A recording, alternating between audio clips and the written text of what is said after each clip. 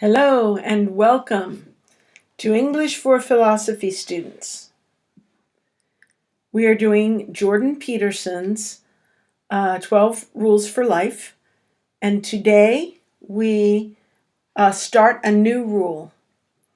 I think we are at lesson 42 overall, and we are in lesson number 1 of rule number 6. So, it is important when you are reading that you read actively. Let's see if I can make my Apple Pencil work.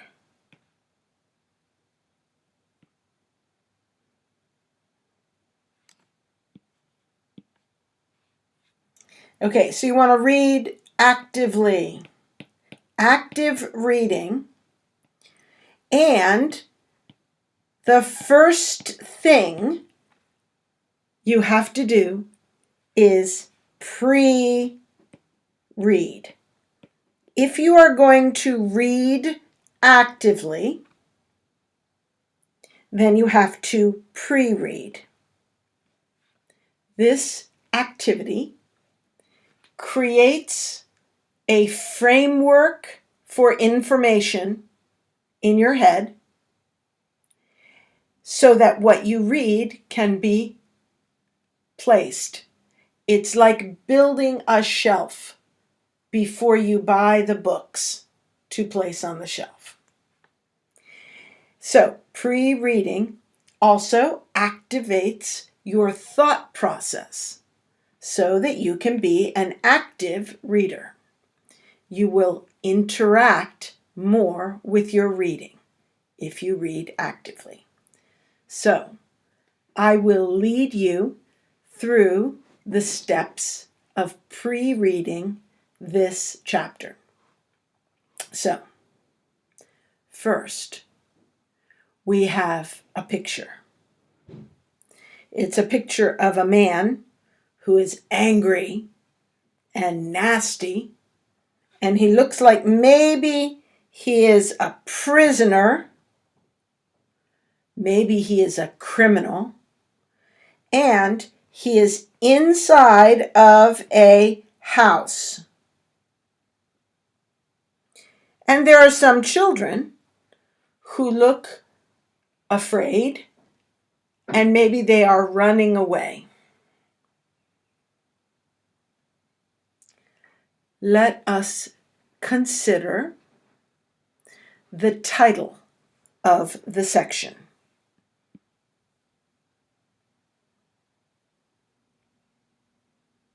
Rule 6. Set your house in perfect order before you criticize the world. Okay, set your house in order, not in perfect order. We don't say perfect order. We say set your house in order. This is a phrase that means basically make sure you are doing the right thing in your own affairs. Set your house in order, okay, before you criticize the world. And he goes on to say in perfect order. So the suggestion is that some people, hold on.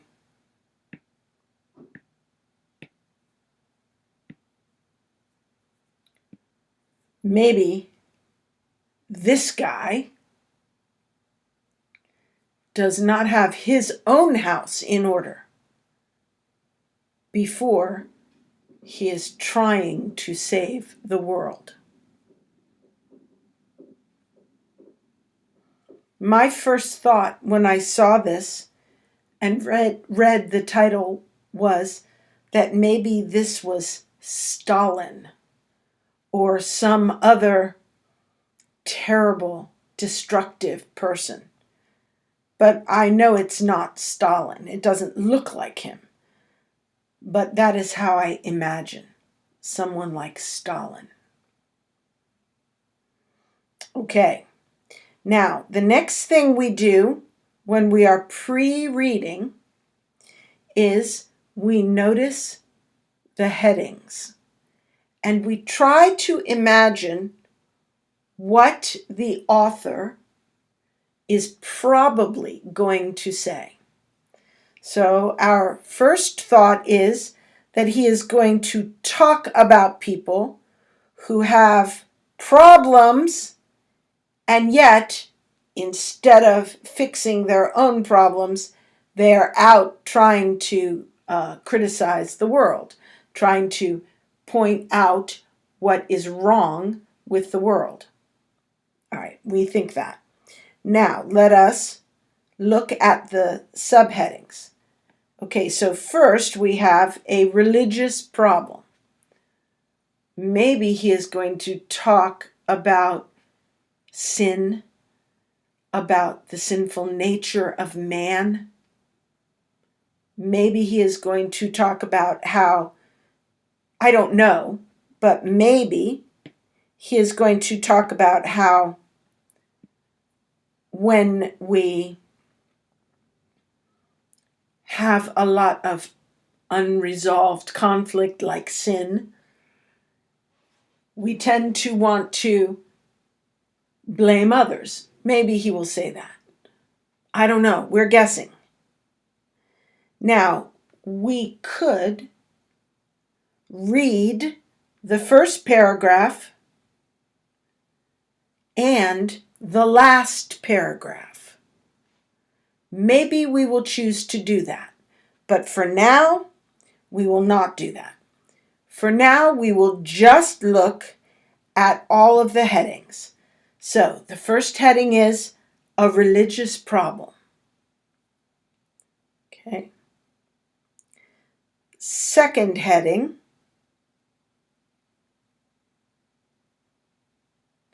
vengeance or transformation.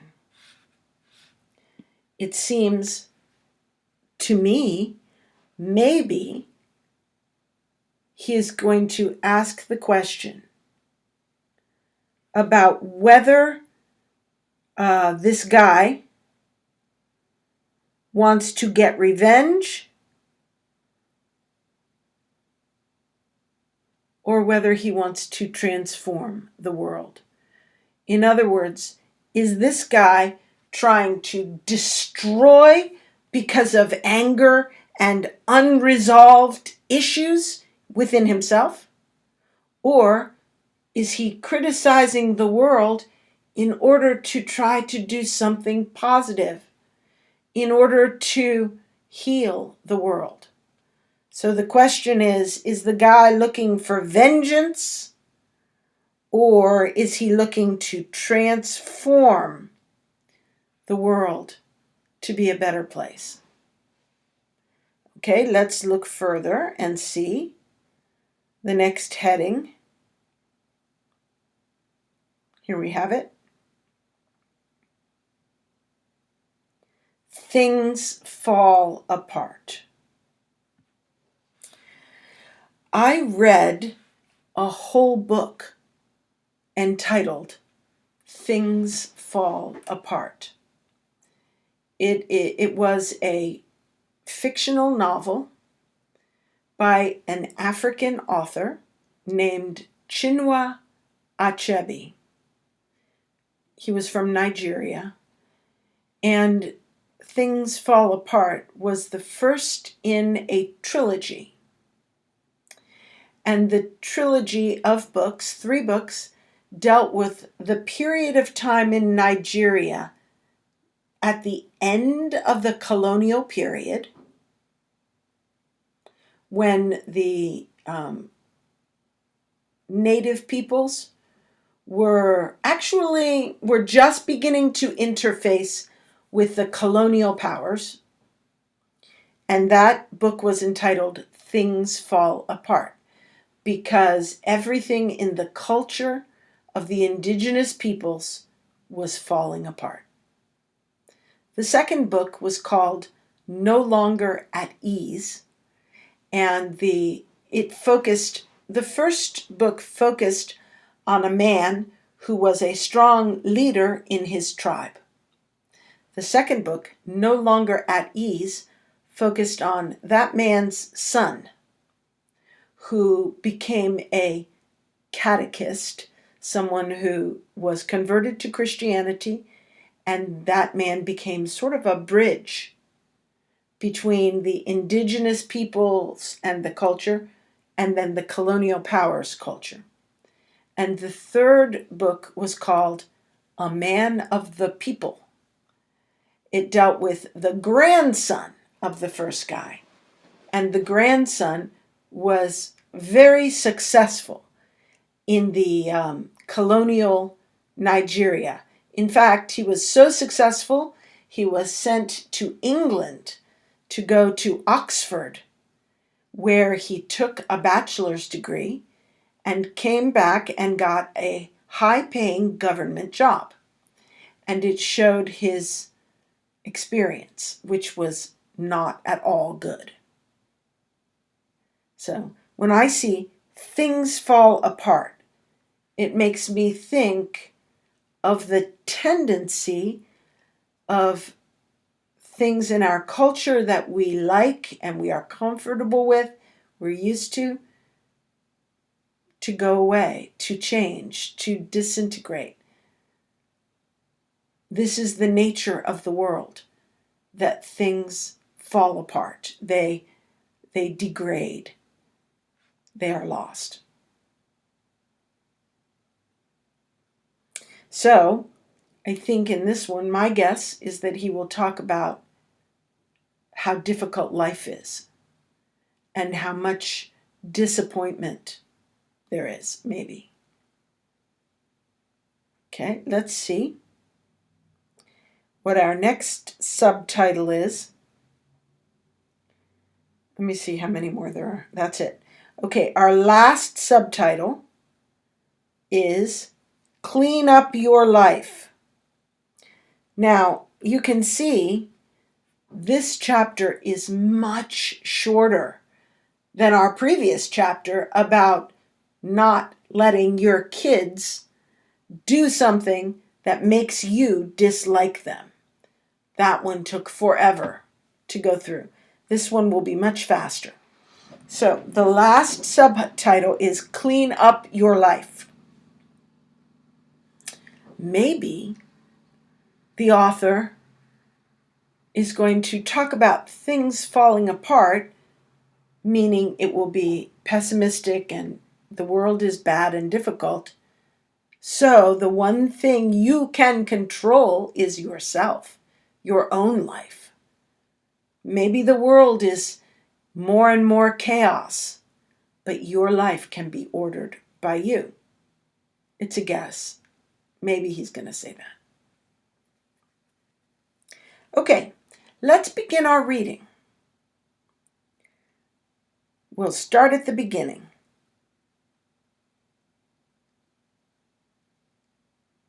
First, you can take one more look at the picture, and then we are going to go to the first page.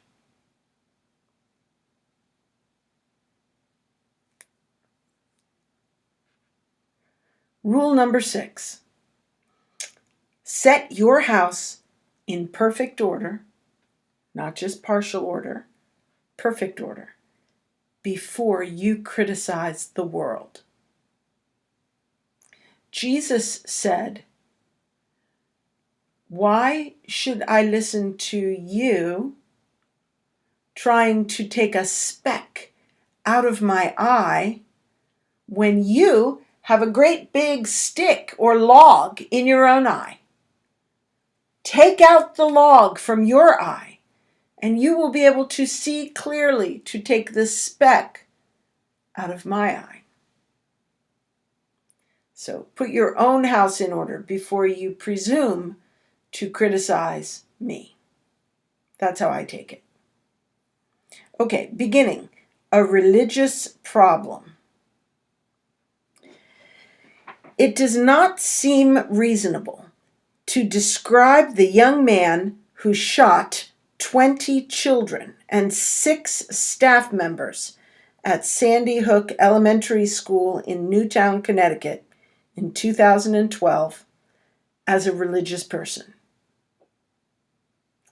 This is equally true for the Colorado theater gunman and the Columbine high school killers.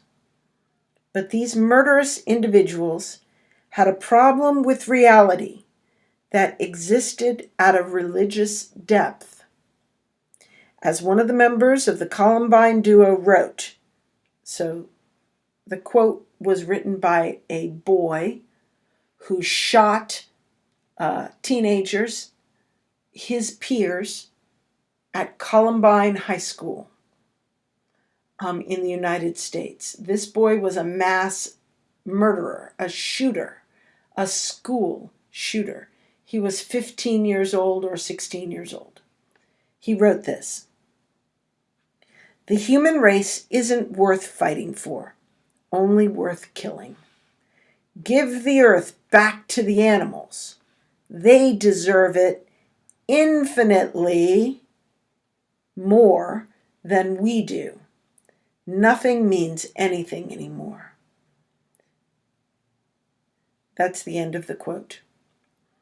People who think such things view being itself as inequitable and harsh to the point of corruption, and human being in particular as contemptible. They appoint themselves supreme adjudicators of reality and find it wanting. They are the ultimate critics. The deeply cynical writer continues. So this will be the same boy writing.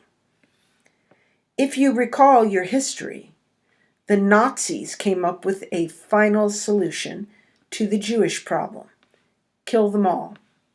Well, in case you haven't figured it out, I say kill mankind. No one should survive. For such individuals, the world of experience is insufficient and evil. So to hell with everything.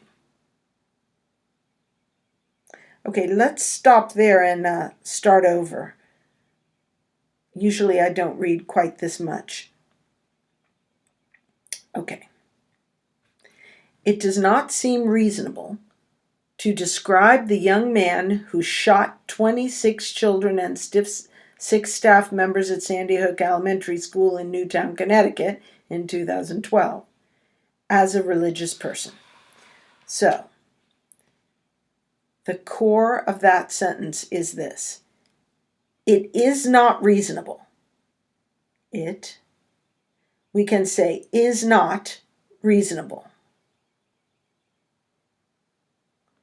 It is not reasonable to describe or to call this guy, just a second,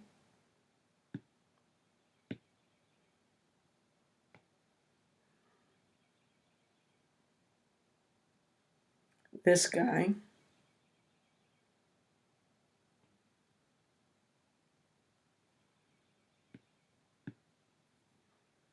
a religious person. It's not reasonable to call this guy a religious person. This guy is not religious. It is not reasonable to think this guy is religious. Now, what guy? The young man who shot 20 children and 6 staff members at Sandy Hook Elementary School in Newtown, Connecticut in 2012. See how he put a huge amount of information in to just a little placeholder, this guy. So, this guy, you wouldn't consider him religious. This is equally true for the Colorado theater gunman and the Columbine High School killers. Let's see. Colorado theater gunman and the Columbine High School killers. Okay, so it's equally true for them. So these people, these guys are not religious.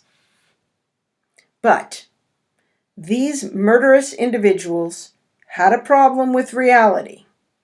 Okay, so these guys, I like using these guys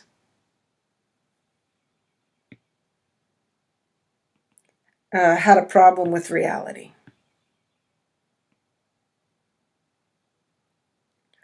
A problem with reality that existed at a religious depth. If you have a problem with reality, that means you don't accept reality as it is. You refuse to accept the way things are. That's what it means to have a problem with reality. And it was religious in depth. So it was deep and religious to them. In other words, they are not religious, but they have a religious problem.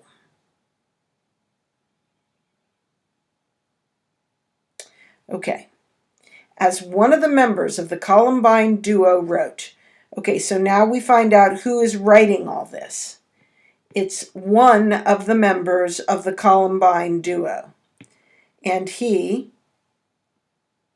one of the members of the Columbine duo. There were two boys who went into Columbine High School and shot their friends, shot other kids in the school. One of them wrote, they found this on his computer later. He wrote, the human race isn't worth fighting for, only worth killing. So, humanity has no value. It is only fit to be killed like for sport. Give the earth back to the animals. Okay? They deserve it infinitely more than we do. So when he says infinitely more than we do, he is saying that he himself is one of the people. We, meaning he himself, don't deserve the earth. It shows his poor self-esteem. Nothing means anything anymore. So this is nihilism. This is not working. Nihilism. See if I can.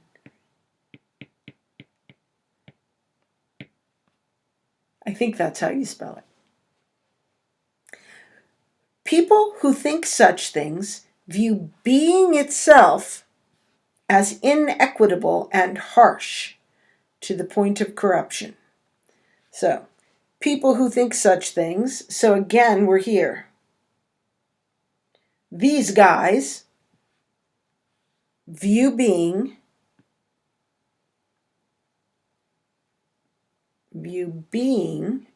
itself as inequitable. That means not fair. And harsh to the point of corruption. And human being, see, being itself is bad, but human being is worse. It's contemptible. So just existence is bad, but human existence is the worst. They appoint themselves supreme adjudicators of reality. So adjudicators of reality means they are the one who dictate what is true, what is real. And they are saying nothing means anything. They appoint themselves supreme adjudicators of reality and find it wanting. That means they find reality deficient. So they appoint themselves the judge to evaluate the worth of reality, and then they say it's not worth anything. They are the ultimate critics. The ultimate critics. A critic is someone who criticizes. The ultimate critic criticizes in a bigger way. The deeply cynical writer. So again, that's this guy again. Continues. So each time Jordan Peterson refers to these guys, he gives us more information about them. The deeply cynical writer, he's deeply cynical. People who think such things. So it's not just this one shooter who wrote this, who are like this. It's all the people who think this way. Okay, so anyway, he continues, same writer, saying, if you recall your history, the Nazis came up with a final solution to the Jewish problem. Kill them all. Well, in case you haven't figured it out, I say, kill mankind. No one should survive. You know, this boy who wrote this and who took guns to school to shoot people, in the end, he shot himself. Many times, these mass shooters kill themselves at the end. He says no one should survive, including himself. He hates himself as much as he hates the rest of mankind. For such individuals, the world of experience is insufficient and evil. So, to hell with everything. To hell with everything. To hell with that is a phrase. It simply means I reject this. To hell with it. It means I reject it. So for people like the guy who wrote all this, the world of experience is insufficient. He does not find anything in reality stimulating enough and pleasant enough and valuable enough. And also he finds it evil. Insufficient and evil. So, to hell with it. He rejects it. Continuing reading. What is happening when someone comes to think in this manner? A great German play, Faust, a tragedy, written by Johann Wolfgang von Goethe, addresses the issue. The play's main character, a scholar named Heinrich Faust, trades his immortal soul to the devil, Mephistopheles. In return, he receives whatever he desires while still alive on earth. In Goethe's play, Mephistopheles is the eternal adversary of being. He has a central defining credo. I am the spirit who negates, and rightly so, for all that comes to be deserves to perish wretchedly.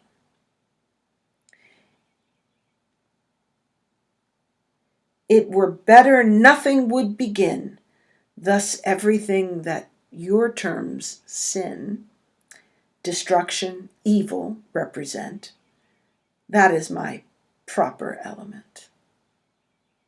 Goethe considered this hateful sentiment so important, so key, to the central element of vengeful human destructiveness, that he had Mephistopheles say it a second time, phrased somewhat differently in part 2 of the play, written many years later.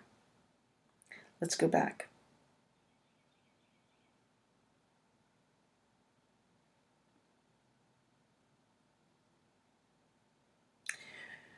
What is happening when someone comes to think in this manner? I think this is a key question that he will answer not in this one paragraph. I think this question will come back later. I guess he will answer it over several paragraphs. That is my guess. He begins his discussion with a great German play, Faust, a tragedy.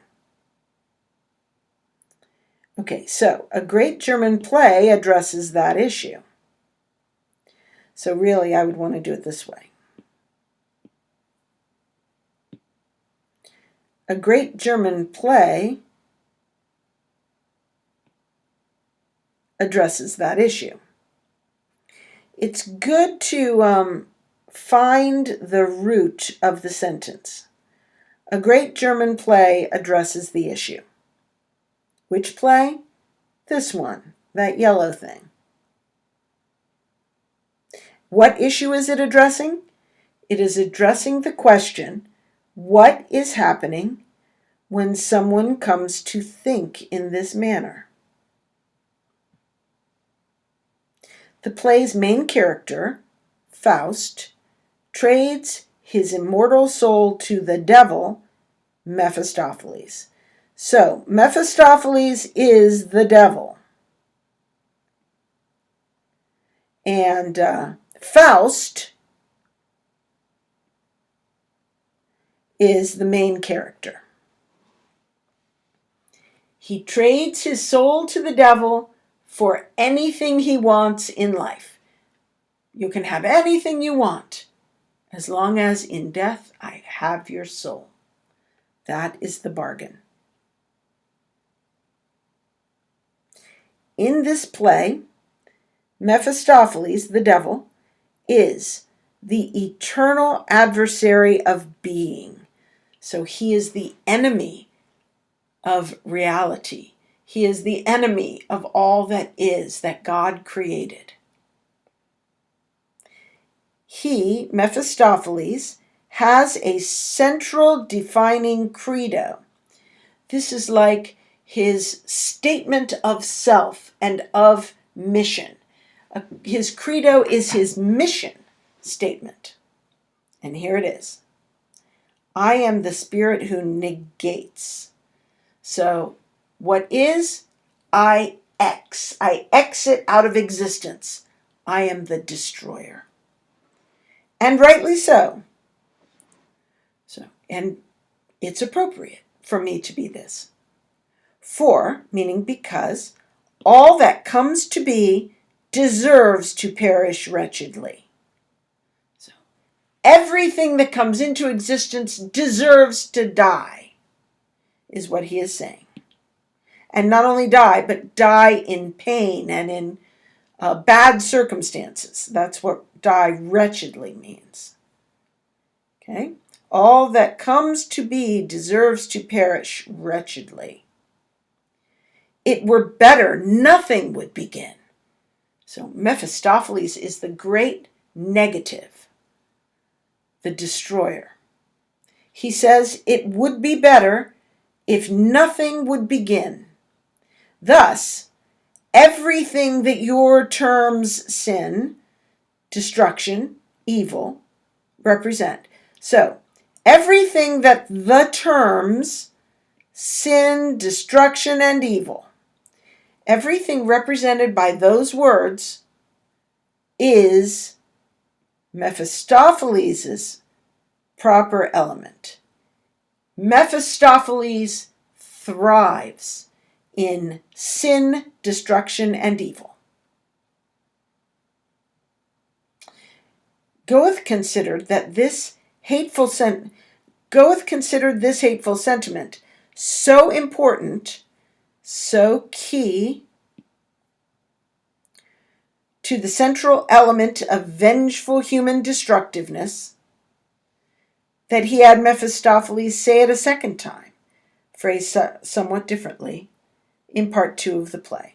So, this verse, this central defining credo of Mephistopheles, Goethe thought was key or intrinsic to the central element of vengeful human destructiveness.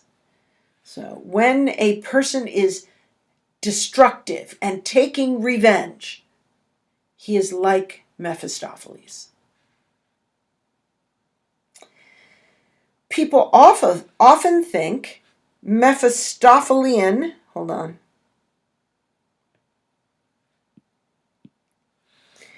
People think often in the Mephistophelian manner, although they seldom act upon their thoughts as brutally as the mass murderers of school, college, and theater.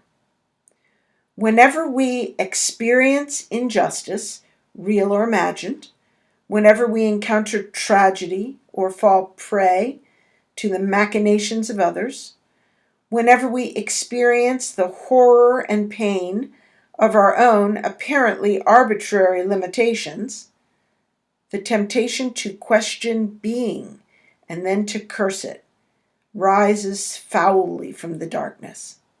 Why must innocent people suffer so terribly?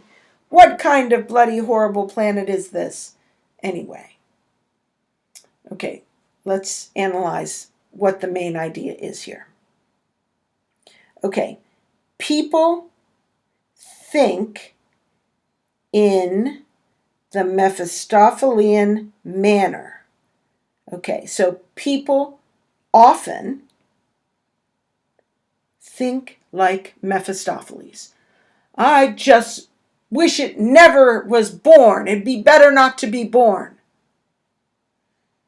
Although, meaning but, something different, they seldom act upon their thoughts. So seldom means they really don't usually act upon it. They often think this way, but they seldom act this way. So seldom means they don't do it. They do it rarely. They seldom act upon their thoughts. In other words, they don't do it. Act upon their thoughts as brutally as the mass murderers of school, college, and theater. The mass murderers of school, college, and theater are those guys. Remember the ones we were talking about before who shot up everything? So, people often think like Mephistopheles, but they don't usually do it the way those guys did. Whenever we experience injustice, real or imagined, whenever we encounter tragedy or fall prey to the machinations of others, whenever we experience the horror and pain of our own apparently arbitrary limitations, the temptation to question being and then to curse it rises foully from the darkness. Okay. All right, so we are going to take that sentence apart. Whenever these kinds of things happen, we experience injustice, real or imagined, we encounter tragedy, we fall prey to the machinations of others, we experience the horror and pain of our own apparently arbitrary limitations. So, whenever these things happen, the temptation to question being and then to curse it rises from the darkness. Okay, so whenever bad things happen, we are tempted to curse the way the world is. Why must innocent people suffer? What kind of bloody, horrible planet is this, anyway? Have you ever heard angry atheists say, I never will worship a God who allows children to suffer and die? What kind of a God is that? Whenever these things happen, these pink things, we are tempted to lash out at God and at being at the world he has created and say, this sucks. And if this is how the world is, to hell with it. And then, if you are going to act upon these thoughts, maybe you would take a gun and start shooting people. Moving on. Life is, in truth, very hard. Everyone is destined for pain and slated for destruction. Sometimes suffering is clearly the result of a personal fault, such as willful blindness, poor decision-making, or malevolence. In such cases, when it appears to be self-inflicted, it may even seem just.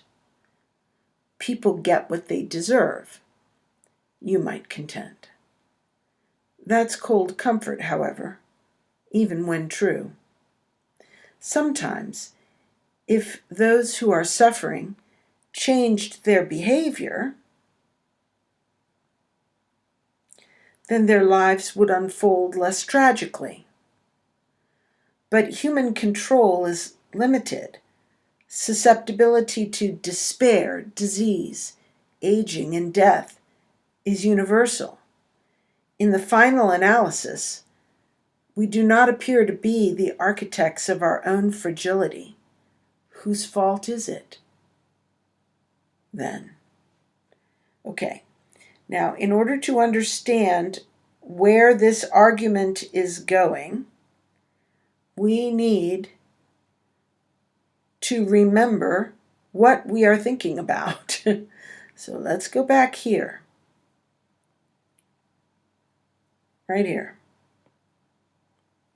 What is happening when someone comes to think in this manner? That is the question.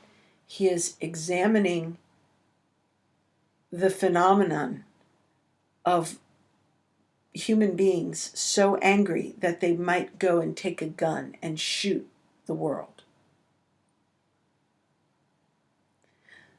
His first point in his discussion is to describe Mephistopheles, who is the big X. He is the big negation. He is the destroyer of that which is. He is the black hole, the vacuum. God fills the world with good things. Mephistopheles destroys them all. So first he introduces the concept of a destructive destroyer, personality or action. Then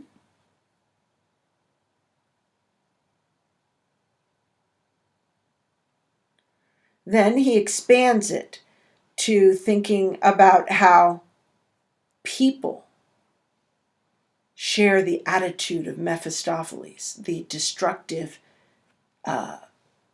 hatred of being that Mephistopheles has when they are injured by the world. Then he goes on to say, life is in truth very hard. This is the next point. Previously, in the last paragraph, he said people get ready to start Xing the world when they experience trauma. But life is hard. People will experience trauma. Life is hard. Everyone is destined for pain and slated for destruction. So, up here, he's talking about when people have pain and destruction, they become angry and vengeful and devilish. But, yet, all of us are slated for destruction and experience pain. We don't all get here. Let's just think about this. So, everyone is destined for pain and slated for destruction. That means also destined for destruction. Sometimes Suffering is clearly the result of a personal fault. Okay, so everyone will have pain. Sometimes our pain is linked to our own choices. For example, maybe I might get lung cancer after smoking 4 packs a day my whole life. Okay, sometimes it's my own fault. So sometimes suffering is clearly the result of a personal fault, such as willful blindness. Like I would say, oh, I don't think tobacco is bad for me. That's willful blindness. Poor decision making, or even malevolence.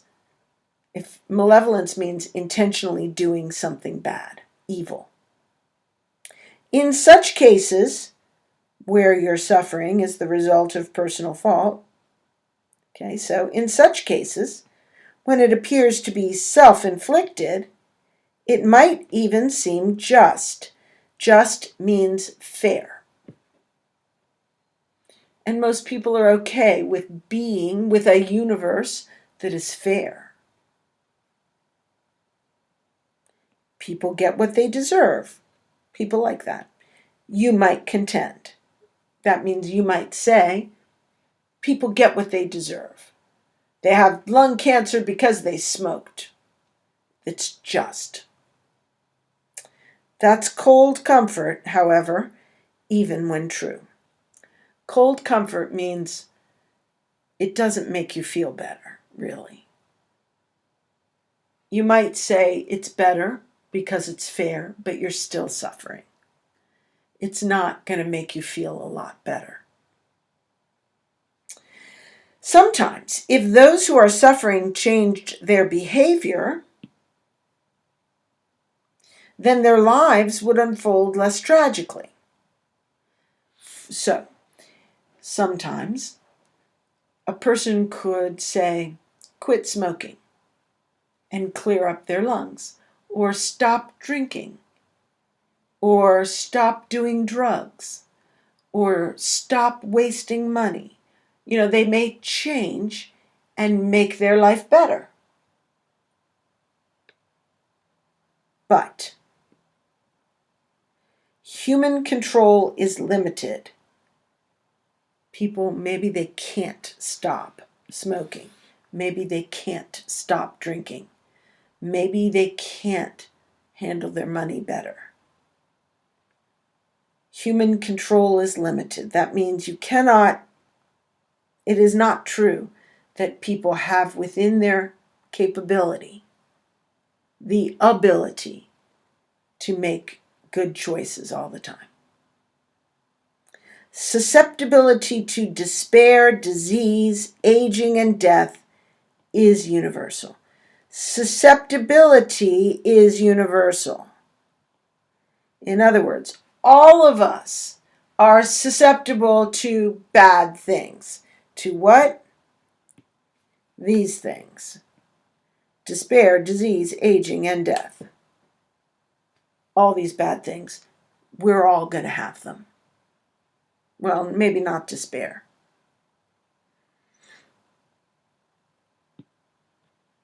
In the final analysis, we do not appear to be the architects of our own fragility. In other words, taking all things together, human beings aren't really at fault for the trauma that they suffer. Remember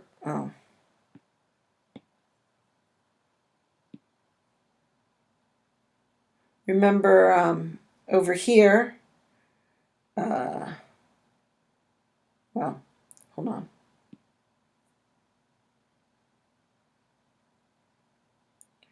Where is it? All of this stuff,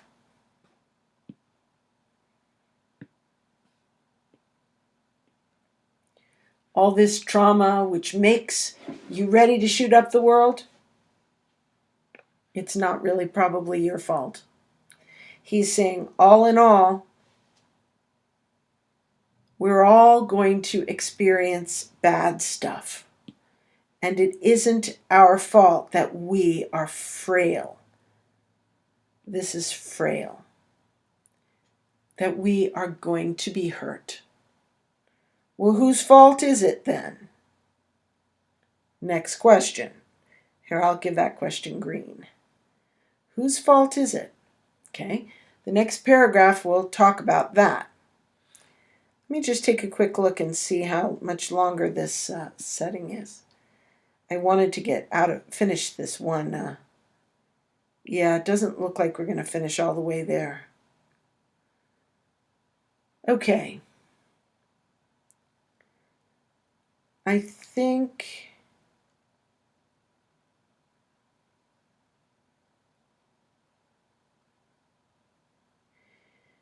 Yeah. Let's go ahead and stop here. And next week, we will start with the question of whose fault is it that we all suffer so much and it makes us angry? See you next week.